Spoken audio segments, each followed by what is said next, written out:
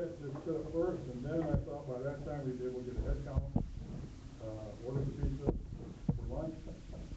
So like at 12:30 or 1 o'clock, whatever makes sense, we'll break for lunch. Some networking like we normally do, just walk around and eat and talk, whatever. After that, we've got a presentation by Don Eklund, issue tracking. And this is specific issues going through mainly the state government, right?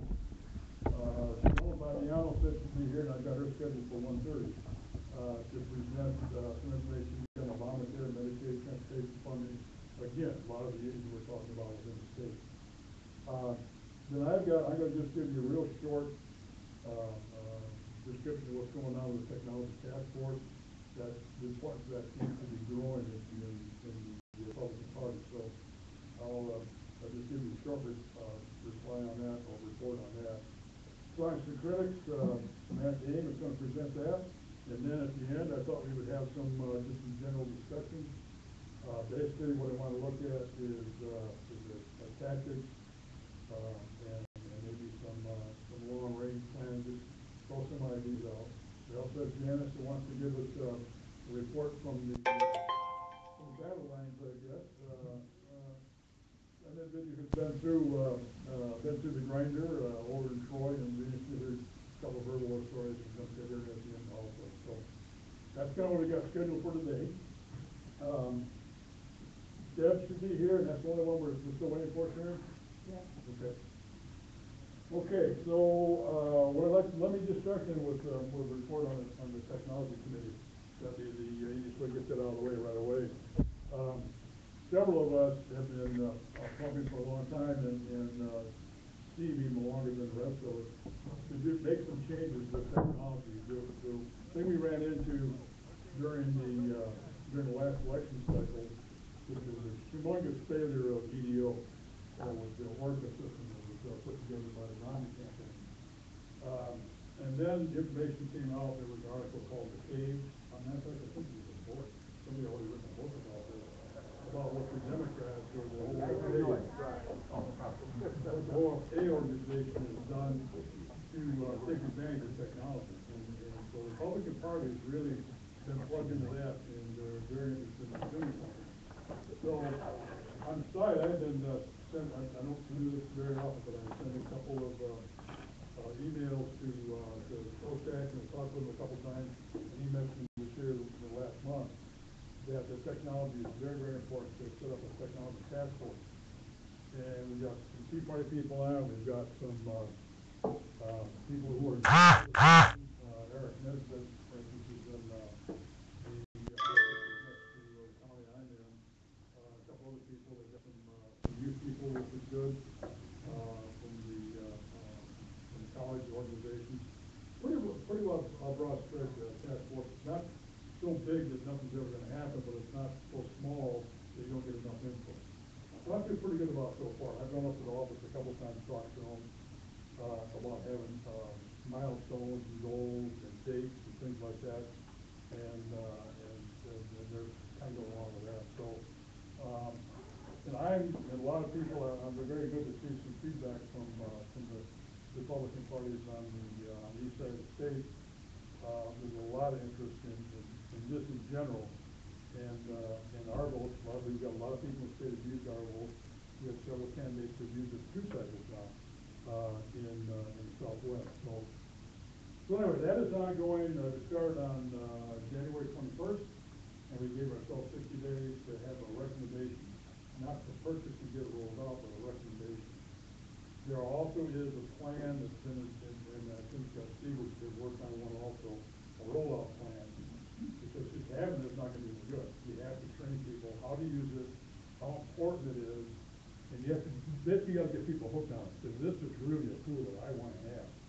And once you've got that, then it will spread. Because what we want to do eventually is every precinct delegate have his own virtual terminal and have his group of people that he really gets to know and has contact with. And make sure to get out the vote and understand exactly what issues that is important to them. Once we get that, then we're at a point we're about 10 years behind the Democrats. But once we get to that point, then I think you have to do what the Democrats did. They went out and hired people they went out to San Jose, Silicon Valley, and said, we've got this project, anybody interested in working on it, a lot of hours, very low pay compared to what you get out there anyway. And you gotta move to Chicago. And they collected people, because this is really interesting thing. They build on top of that. They do scraping from Twitter and Facebook.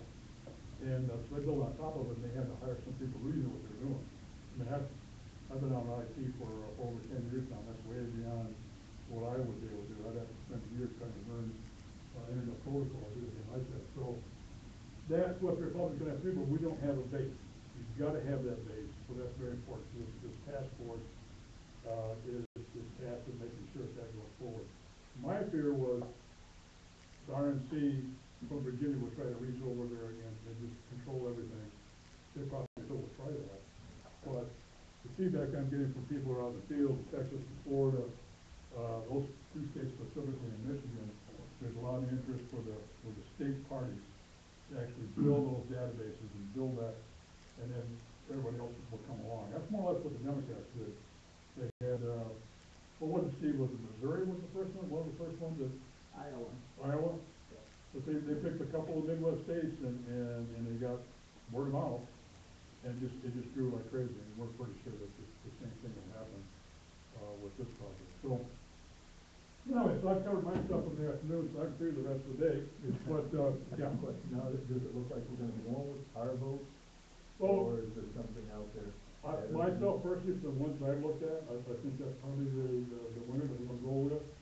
What I recommend they do is find out all the other vendors. There's several other vendors. There's Gravity, and there's other people that pick up these things. Like for instance, Gravity, they tried to give it away in Ohio, and a lot of people just didn't want to use it. But anyway, so what I asked them to do is build up a comparison matrix and list all the things, because we're putting putting all our eggs in one basket, putting all our requirements together, our specifications. List the specifications and list the vendors and products, and then which ones, just a good comparison, which ones are the ones that fit what we want to do, and that obviously would be the one you want to go with. So, I know, as we've spoken, there's been a number of issues with our votes that we were concerned with, and we had to work through a lot of those.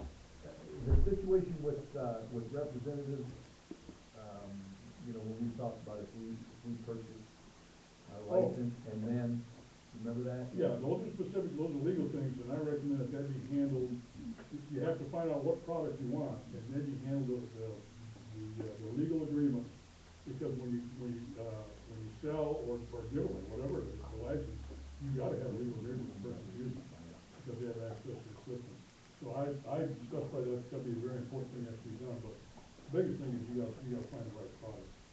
Yeah. And then we'll cover the work. That's a good point. Looks like our vote's the way to go. Right, it looks like so far. Any other questions or comments on, we want to get our guests going here, because they've got another meeting to go to, right? Yeah, I'm just gonna have the little girl over real quick, so I had to drive home. Oh, okay. I didn't want to interrupt you. You know where that? Oh, yeah. Okay. And Gene, Yeah. on the, with this whole thing, what again was the kind of timeline they're looking at? I guess my concern is I want to, and in the task, I mean, it's good that people are actually getting on this now. I don't know if you guys heard that there was a thing on there. The Democrats nationally are so good at this, and they're actually they're selling their database. They're making money on their database, Right. which is going to fund a better system. Mm-hmm. And so, I mean, they're leaps and bounds ahead of us. This is operationally, how quickly are they looking to get? And I guess I'm looking because the situation, I'm sure you guys are aware, with the whole Senate Levins last quarter, he only raised $16,000, less than $100,000 in the bank.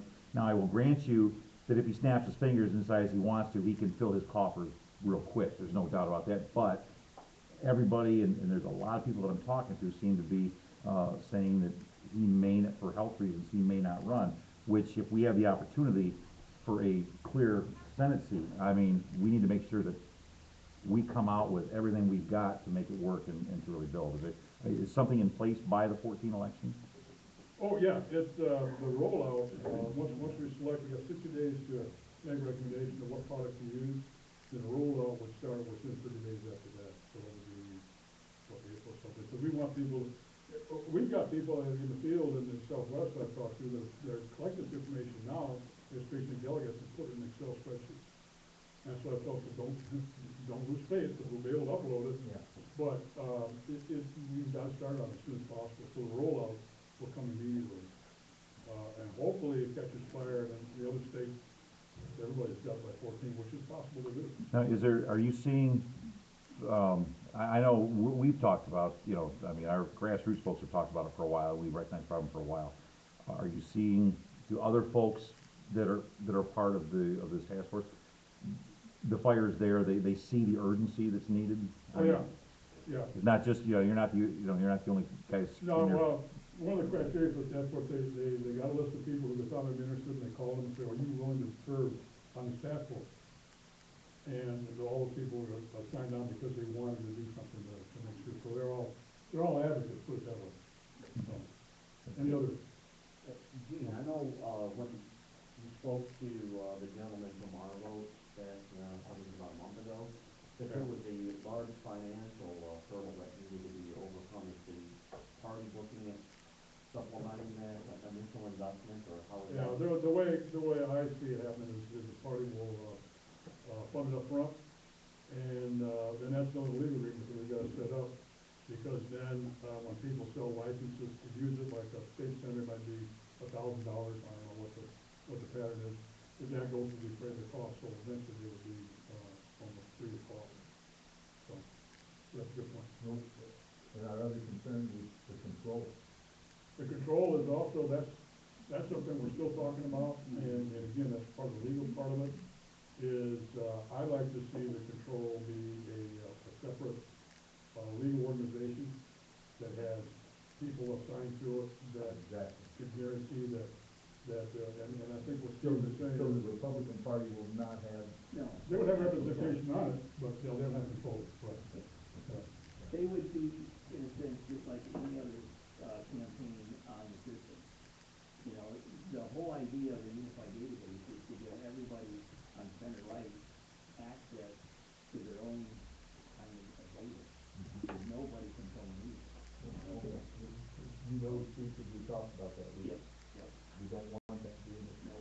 Okay, quickly, one more, and we gotta get Todd going here. Well, my thing is, I've been talking to other parties about investing into this to help out and get rid of some of the costs, and one of their concerns that always comes up is this came from a Democrat system, and they don't want the data being shared back to the Democrats. It's totally flawed. I know it's an erroneous, Yeah. argument, but I have to be able to present that argument back to them, and it satisfies them. The motivation there is, yeah, Adler was involved in a company, and we basically created, from what Sullivan wanted to do, once he separated himself from the company, because he created core technology, he can take that, and now he's building something for the conservatives that wants to kick their butt. So, no data can go anywhere other than what's there. And everybody owns their own data. We can talk more after lunch, because I wanna get these people going, and I also wanna get the pizza coming, so. Been a long time since Are breakfast. you gonna kick us out before the pizza or? You're collecting for lunch over your place, so, you know, whatever. Okay, so what I wanna do right now, though, as you're aware, the people here last month, we had Bobby come in, he presented his case, and then we had a question and answer period, spent about a half hour, 45 minutes altogether. We wanna do the same thing, this month, and, I wanna turn it over to Todd and Cindy, and it's all yours. I appreciate that. Thanks for giving me the time. Well, yeah, thank you for coming over. No, absolutely. I'm glad it wasn't yesterday, obviously, with the snow. I appreciate you giving me a few minutes. I'm running for state party chair. It's humbling, obviously, to be back here again for another election. I was here, I think it was in the August or September meeting, if I remember correctly, when I was running for, State Board of Ed. So I went through this last election cycle, and I had some, like you, obviously, I had some issues with the way that the results came in. I feel there's a huge disappointment. That really the areas where we failed, the Democrats are excelling, they're leaps and bounds, not light years ahead of us.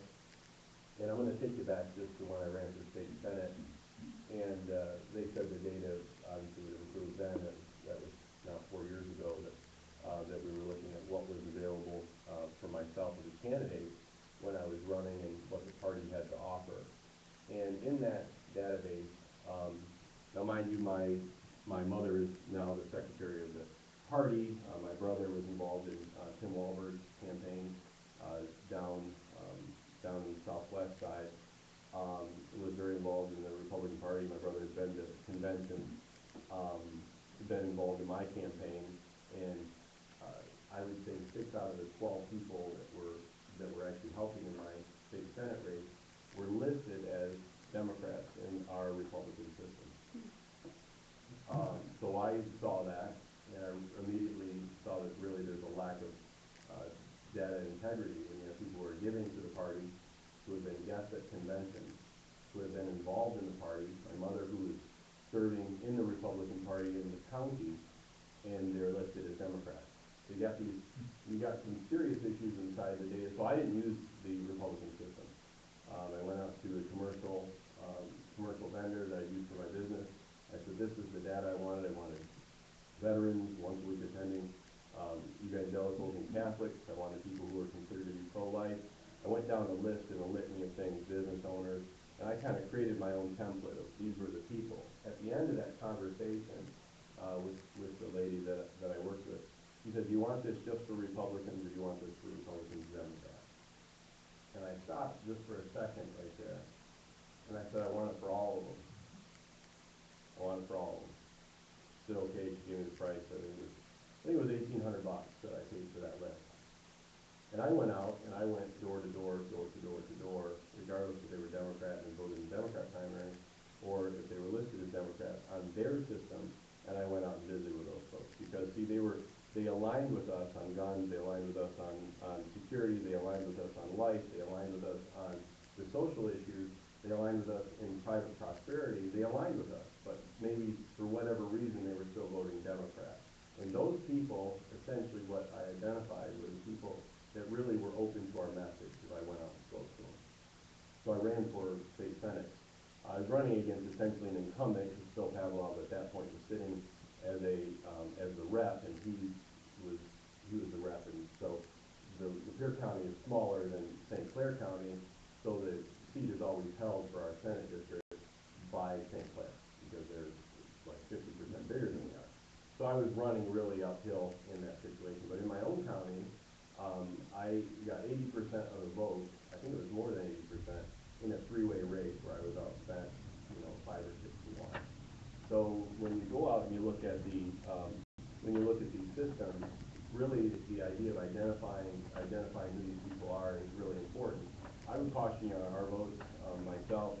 It's always a concern to me when you have somebody who developed it and worked with the Democrats first and gave it to the Democrats first, and then turns around, and you just have to look at it. You guys will be doing that in the task force. But you have to look at really what was their motivation. I've spoken to people through the system up in the background, and the idea is anybody that's operated with software, all of a sudden, the data is ours, but is the data happening? Is data integrity? What's actually going on with the data? And who really is the person responsible for the data? And there's no way you can sign an agreement to say, hey, make darn sure this thing works for the last 2 weeks of the election. You can't. I mean, if they want to shut it off, or there's some reason we don't get a software update, or there's something like that, the motivations in the background, if it was Soros money that funded it and developed it, which we all had that, the boogeyman in the background and the concern of it, then you have to look at that. So I think that you got to look at whether or not it's a canned program, and if our vote is it, I think you need to look and see what's out there and available in the state, or do you need to just go and develop something that works for us? From my perspective, IDing new voters is absolutely key. Not convincing other voters, the Democrats, what I just talked about my own Senate race, absolutely crucial. It cost me $1,800. I went out and did my own thing, and in my county it worked very, very well. If I had more manpower, horsepower, and I'd been obviously not running against an incumbent, it might have been a different situation. But it's absolutely key in that regard that you're IDing new voters. they're gonna stretch the field between here and 2014, they're gonna stretch it again. So they may ID in Michigan alone, they're IDing voters that have never voted before. That's what they're doing. They're using Twitter, they're using Facebook, they're using social media. My understanding in Florida, this is just rumor, there were 100 programmers and 500 people on the ground. 100 programmers for Florida. Okay, so you talk about the number of people that were involved in bringing that about for the Democrat Party, IDing new voters. The idea is, there are plenty of people who are Second Amendment people that you can identify through hunting licenses and all other forms of being able to find Second Amendment people who do not vote. They don't vote. So you have to figure out who the people are that really are with you in their understanding of liberty and freedom, and you have to then go and present to them the message in a way that they're going to understand. So that's just giving you kind of a snapshot. In the background, myself, I believe we have to take the message to the unreached people groups. That's really, it comes from the gospel. If you're not willing to be the feet that carry the message to those people, they're never going to understand it, they're never going to hear it, and they're never going to have the opportunity to make a choice, because they're only presented with the Democratic views. So if you're not willing to present to the African Americans who are with you on all these issues, if you're not willing to go and take your message to them, to at least send them one mailer, which we did not do. If you're not willing to send them one robocall, which we did not do. If we're not willing to knock on their doors, which we did not do. If we're not willing to do that, then yeah, 95% of them are going to vote for Barack Obama or whoever else they put up next, because we're not willing to take the time and energy and to go into those areas. So it's not just the 95% of the African Americans, 70+% of the Latinos, the college students. Just speaking with a lady, and this is that her daughter received, I think it was 5 Obama pieces in college. So she went to college in September or end of August. They had her name in the database, and they were sending it not to her home where she was at. They were sending her mail pieces at the dorm. Okay, so you have to understand that their level of understanding of how to reach and micro target their message to those people is way beyond what we're doing at this moment. And obviously technology is a huge key. You want to leverage your grassroots. You have to. You have to be able to say, okay, it's not every door we're going to go knock on. We're knocking on these doors because we can't get it from the consumer data and all the other data that's available. So you have to be willing to say, okay, we have boots on the ground, but you have to use it efficiently. It's a huge loss, really, both for our party and also for our country. With what I would say was a vulnerable president, but they had a master plan for 4 years. They did not stop IDing voters. They stretched the field in a way that it didn't matter. In those 40 counties that they targeted, they found new voters. That's what they did. We're sitting here talking about it. They're going to ID another couple million voters between now and then. Okay? So we have to have leadership. I believe that the chair should be a bold conservative leader that's willing to put in place a strategic vision, that is willing to advocate for conservatism. I think the party needs to be rebranded. I think it needs to be retooled, and I think it needs to be reformed. Myself personally, I don't trust the party leadership to actually be conservative. I believe they'll cave at the moment, the absolute crucial moment that's necessary. They'll continue to cave. They'll say they have to cave on debt. You'll see it right even now. We're going to expand Medicaid. We're going to expand the gas tax. We're moving in the direction of just the way that the system works. The Republican Party is slow walking us in the same direction the Democrats are trying to sprint us towards. That's what's going on. I stand really against that. I'm not willing to put my lawn chair up on the hill and watch the end of the Republic. I'm just not willing to do it. So I'm putting everything I can into saying we need new party leadership. We absolutely need new party leadership that's willing to take on the battle of advocating for conservatism. I believe the rough model that we have is what happened with freedom to work. It was not easy. There were a lot of personalities, a lot of drama, a lot of difficulty with getting, obviously, grassroots people to work together and the party to work together. But everybody played their part, and it became, as you got closer and closer and closer, that everybody could see that there was some unity. And really it was sort of the image that you have is the tent. We all come away from that. sitting in one of the senator's offices that night with a group of guys from Campaign for Liberty and with some grassroots folks and some folks in the background that, you know, had worked all the way up through with the governor and all of that to sort of organize that. And sitting there, you know, at 11:30 at night, and really none of us could believe that it happened.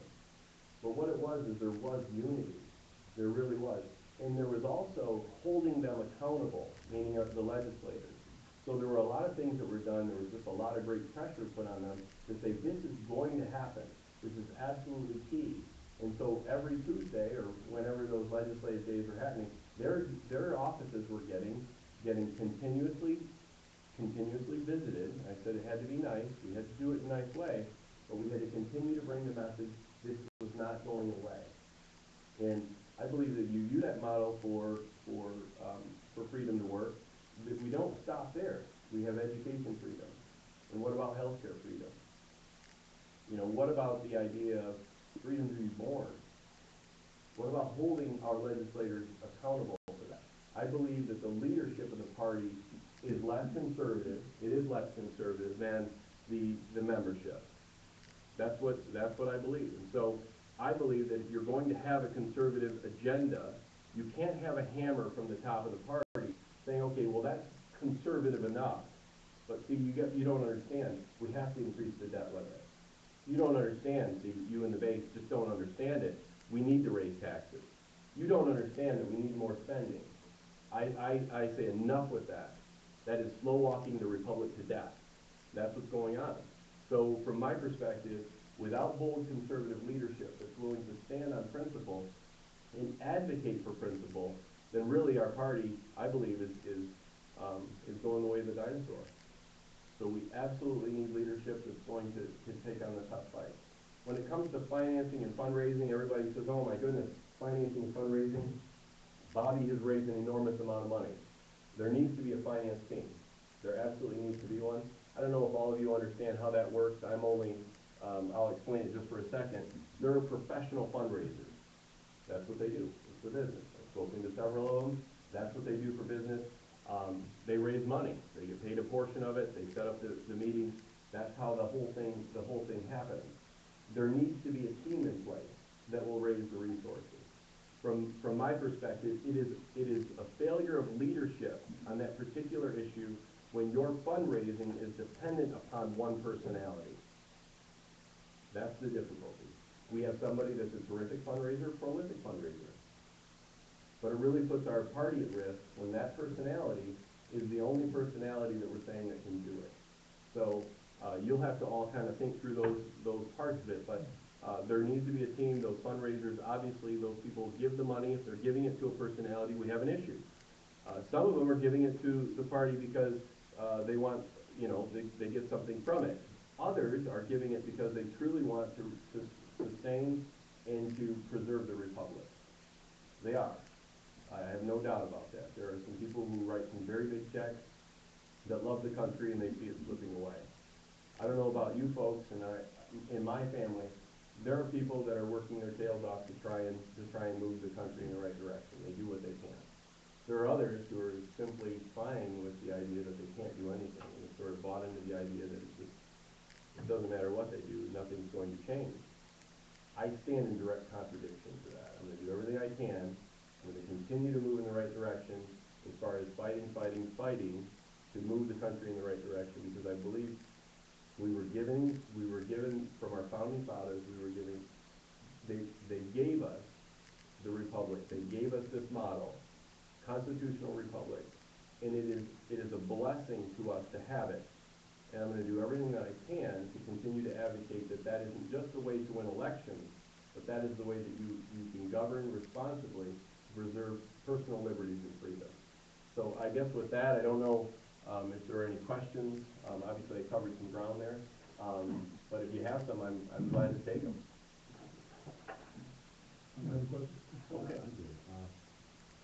I like your list here. I think I would have prioritized them a little differently because I see the chair's primary responsibility is fundraising.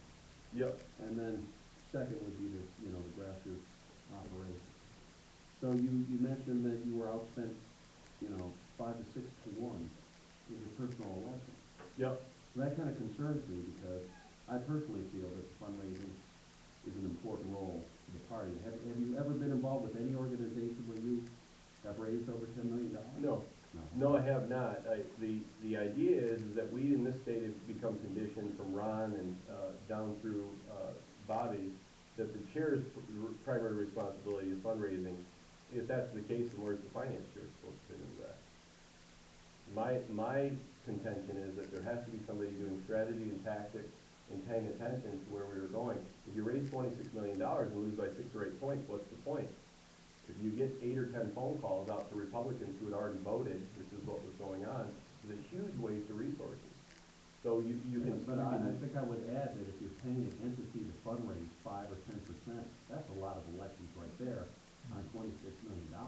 Yeah, well, I don't know, in the books, if you, there's only rumors, because obviously we don't know how the money was raised or really where it came from, because we want to say it was $26 million.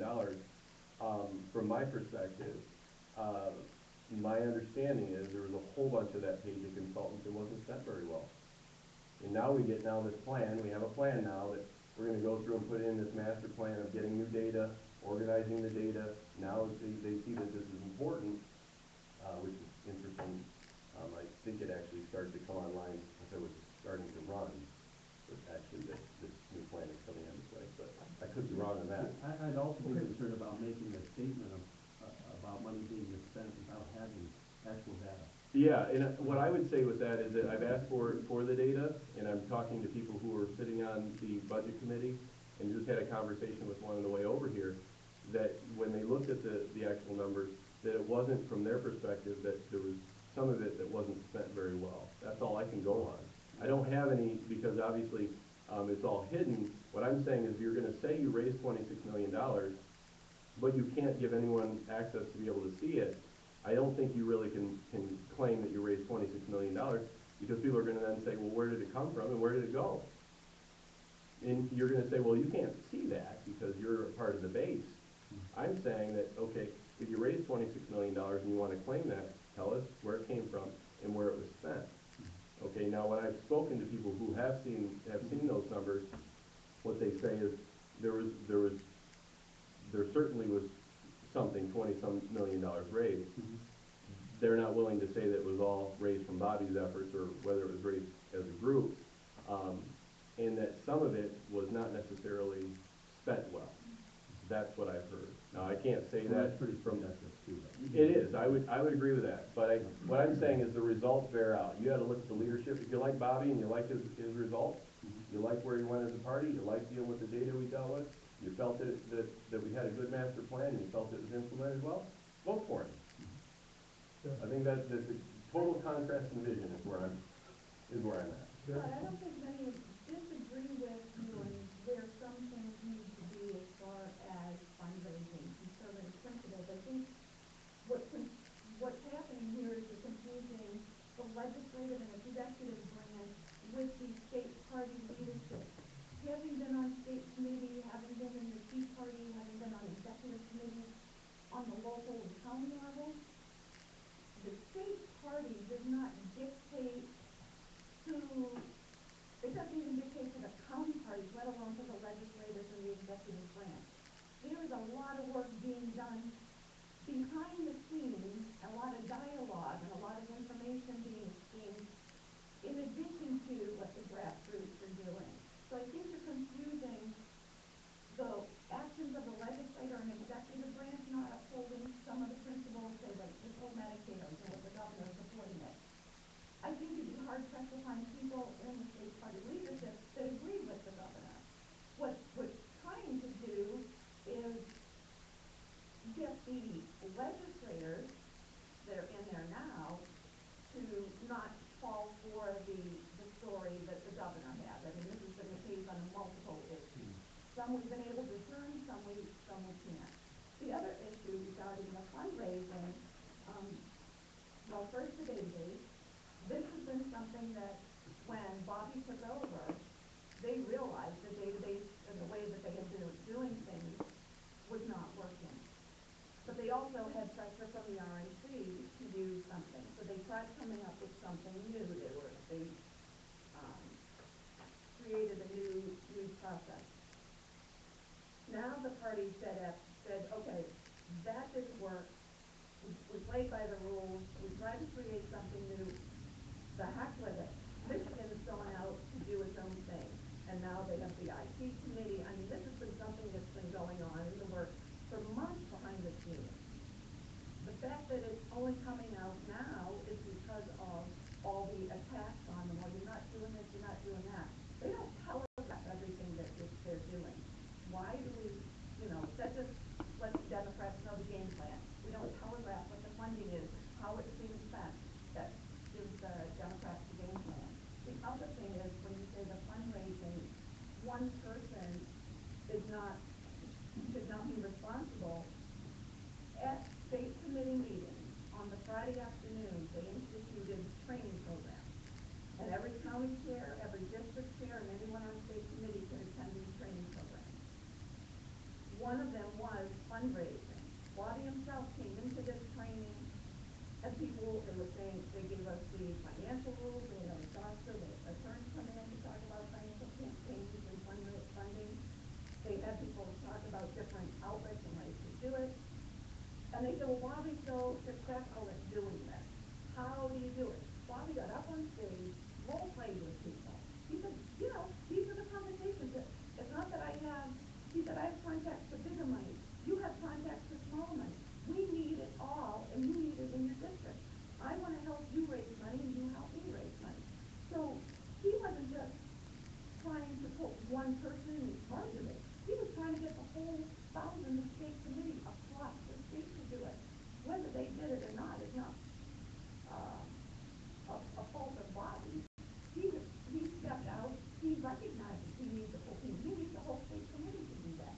And he did the training to do that and provided the resources. So I think it's unfair to attach him and say he's doing all the fundraising himself. He himself has said, I cannot be the lone fundraiser, and he is not, and he has done the training. The other thing is, if the party had not raised all that fundraising in this last election, where you had Obama take the national election, he lost Michigan. We retain the majority, and that is not a spin, that is not a trick.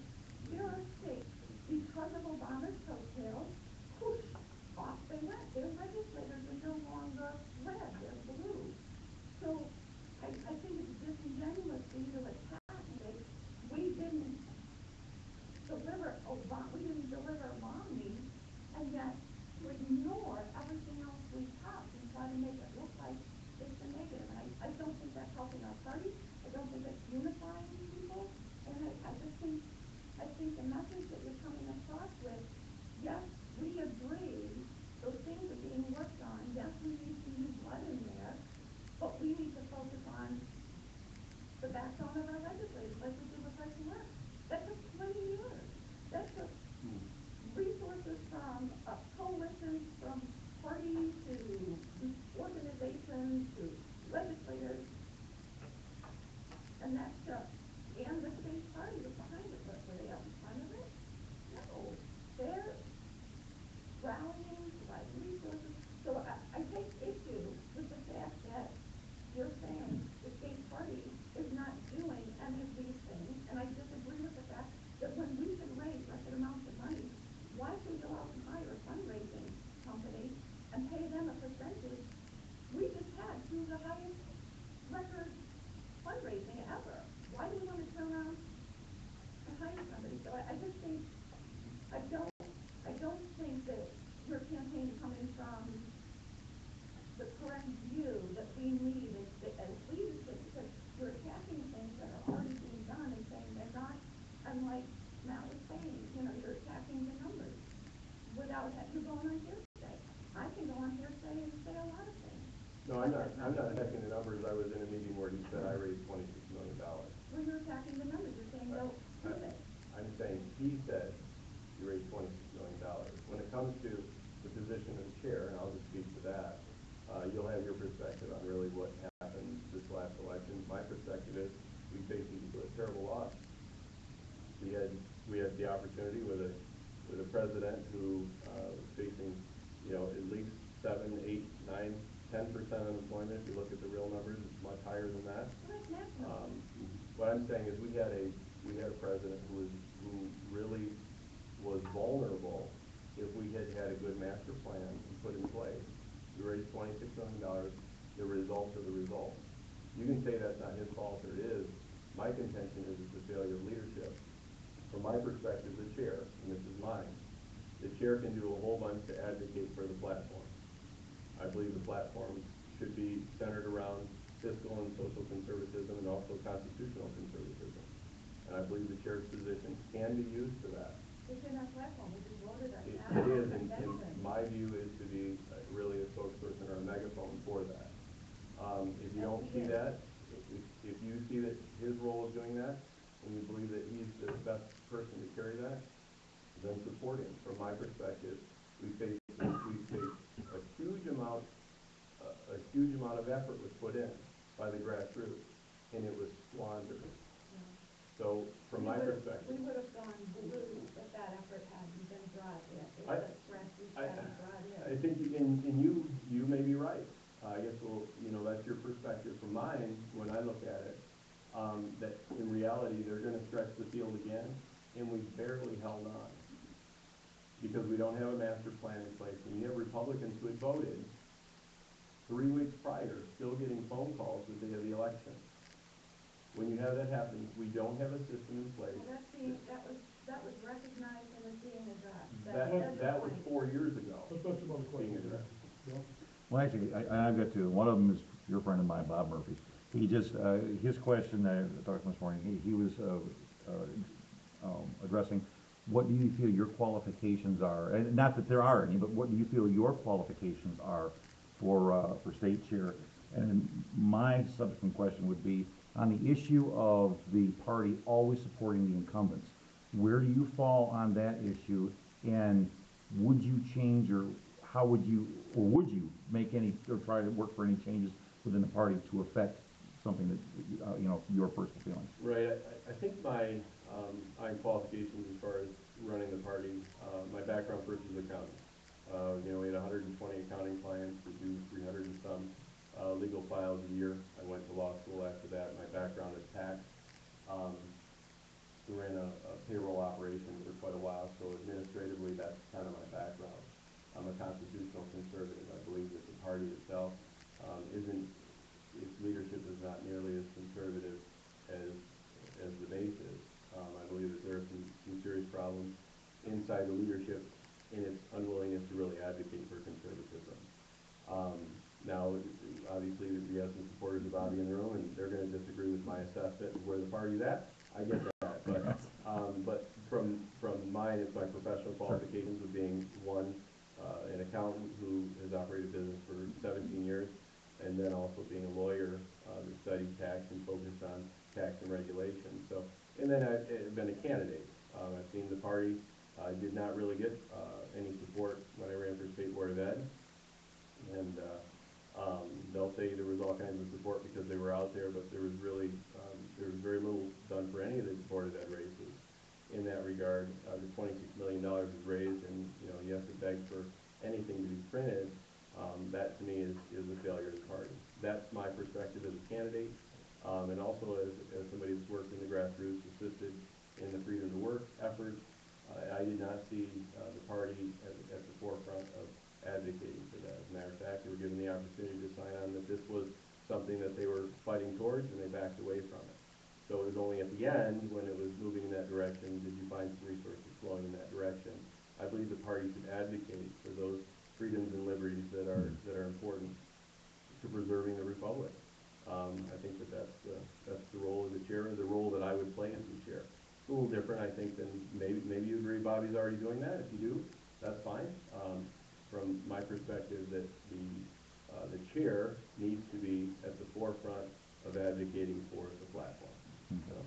Now, what, as far as in regards to the party always supporting incumbents? I don't like I was asked, and they got it on video. I don't like the taxpayer-funded primary system. I don't know what system to bring in place for that. I disagree with spending $10 or $12 million a year or a cycle to fund our primaries when there are other ways to do it. And I think that those should be considered when it comes to advocating for one candidate or another in a primary, I don't think that that's, really the role of the chair. The role of the chair, from my perspective, you need to allow that party discipline to happen in the primary process, and whoever comes out of the primary process, the goal of the chair and the goal of the party is to get those people elected. You're the chair of the whole party, whether they come out of the primary and they're a less conservative candidate versus a more conservative candidate. They're still Republicans and they're self-identifying as Republicans, and it's the job of the chair to really to be the chair of the whole party, if that kind of makes sense. So, but yeah, that's great question. Thank you. Another question over there? I guess, I just want to understand, when you were running as a rep and you felt that the identification system was bad before, why at that point didn't you try to go to Showstack and say, hey, I just want to tell you as a candidate, this is what I found? I guess I'm trying to figure out when your plan actually came in. Was it during the meeting you were door knocking and making phone calls that you thought this is a terrible thing, we're going to lose, or did this plan come after you lost this election? No, mine was, I didn't use the system when I ran in 2010. So in it would have been 09, when that was all happening, you know, the cycle before this cycle. So I was involved at that point, and I found that the phone numbers were wrong. Obviously there's you know, the email issue is just a huge issue, where you can't connect in that direction. I found social media for myself was really, really powerful. I found that there was a lack of real, the data they had at that point. The reason I bring that up is because we're sitting here talking about we're going to change it. Well, it's been an issue for a long, long time that the Democrats are much better at this. They're just much better. And they've always been better at IDing voters. They're always have been better at those boots on the ground activities. And I'm saying if we're going to get our message out, we can't neglect certain geographies and certain groups, and we have to do the data and the IDing development that is available through technology that's already there. I mean, No, I many of these understand, people. but my question is, at what point was this discovered when people were out, and it wasn't just this party was doing, AFP was doing the same thing, Citizens for Traditional Values was doing the same thing. So my question is, when did you discover that what we were doing was not working? Mine was in 09. Okay, and for myself. so I guess I'm saying So, that for us that are, I guess people want to call us whatever, we're supporting Showstack, but at that point, what we're trying to say is Showstack has always been pretty available if you reach out to him. yeah. Did you reach out to the party and say, hey, I'm worried about technology here, let's sit down at the table and address what I see as a problem as a candidate? No, I didn't. Is it coming right now? No, it came up before I actually, during this last cycle, when I talked to Bobby about it, and there was a conference call, and I said, hey, here's kind of the things I ran into. And I felt that there really was not an openness to discussing it, because they had already said, hey, we cut off Obama's coattails, and really they were going with that message. So I said, hey, you know, really, I'm finding in those that in reality we didn't do a great job this last cycle. From my perspective, we didn't do a great job, and that really there was a failure of our own planning. And I really felt that. Now, if you disagree with that and you feel that, hey, he did a great job, then that's Todd, kind of that's not what I'm saying. no. I'm saying if you come away with the understanding from the election cycle, I'm not faulting you. I'm just saying if you come away from that election cycle and you feel like you did a great job, then support it. All I want to know is if when everybody was door knocking Yeah. and phone calling, if at that point, if all these people said, we're going to lose, this is not the good, I'm trying to figure I out, can actually tell you. know. Yeah, I can actually tell you. And now I think I understand what you're saying. When I went to all the victory centers, which I was at, all except for one in Marquette, I was at most of them twice or three times. As we were coming down to the end, and people were saying we're calling Republicans, but these people have already voted. And I had kind of a sinking feeling that, we're putting in our efforts into, they said, we're just getting out the vote now. And then a person said, this person's been called 5 or 6 times and they voted 3 weeks ago absentee. When you start hearing that, really your heart starts to think and say, that was the same issue I had only in '09 and '10, when I didn't use the system, those things haven't been really addressed, that in reality, we're still struggling with the same problem. Now, you can say we have a technology team now and they're gonna correct all those issues, and maybe that's true. From where I'm sitting, it's the same issue. Is it really gonna get corrected? I think the problem with their model in the Republican Party, and it's been this way for decades, is that you have big money giving to big consultants, to big parties, to big parties, who then give it to big media to support their big candidates. And the vast majority of the money happens that way, and there's very, very little, if not anything, that's directed to developing the grassroots, equipping the grassroots, and empowering the grassroots. You're saying back in '09, you didn't do anything Party after the, Right, that's what I'm saying. later. After an election, I don't wanna hear about what, because at this point, then I'm gonna cut Shostak slack, because obviously we're all like, oh my gosh, all that door knocking and phone calling you're doing didn't work, guys. But, see, I guess I'm saying that too bad at 2009, that you didn't reach out to Shostak and say, hey, I think we all need to sit at a table and address this. Yeah. Now after the election, where we're all shocked, it's like, oh, guess what, here's this great plan, and we knew we were losing, and I'm like, well,